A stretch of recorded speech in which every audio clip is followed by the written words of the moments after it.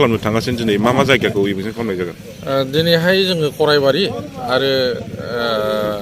3 number फाथैबारि बे मोननै जायगाखौ जों टारगेट लादों जायफ्रा गोदानै हाबफैनाय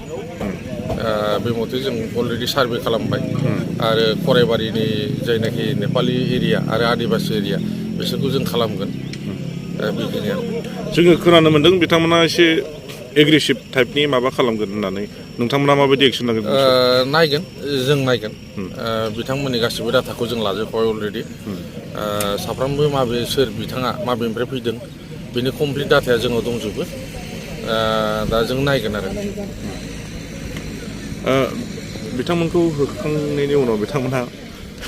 बिथांमोनखौ होखांनायनि उनावहाय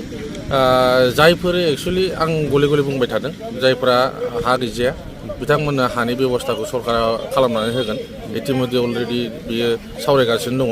जोंनि बिटिआर सरकारा बेखौ गोख्रोङै राहा लामा लाफिननो थाखाय सिन्था धारना खालामदों आरो जायफ्रा लकेल जायफ्रा हा मोनखानाय जायफ्रा हा दंखायो बिथांमोननोथ' हा होनाय जानाय नङा पुनराय बेखिनियानो। गोबां मानसिफोरानो बुंसोदोंखि न' लुखांनायनि उनावसो मानो इभिक्सन खालामो जेब्ला हाग्रा सिफायजेननाय बे समाव मानो हाग्रा बिफाननिफ्राय होबथाया होननानै गोबां मानसिफ्रानो बुंदों बेनि सायाव मा बुंनो सानो? बेफोर जायगाफ्राथ' अलरेडि बे रेस्ट्रिक्टेड एरिया बेफोराव खुनु सुबुंफ्रानो हाबनो हाया एक्सुवेलि हाबनो मोना जोङो गोबांबार बिथांमोनखौ वार्निं होआखै नङा होदों बिथांमोनहा मिसा बुंदों जों गोबां जेब्ला बेसर खुबैनो लाजेनदों बै समनिफ्रायनो जों बिथांमोनखौ बादा होदोंमोन खिन्थु बिथांमोनहा मानियाखै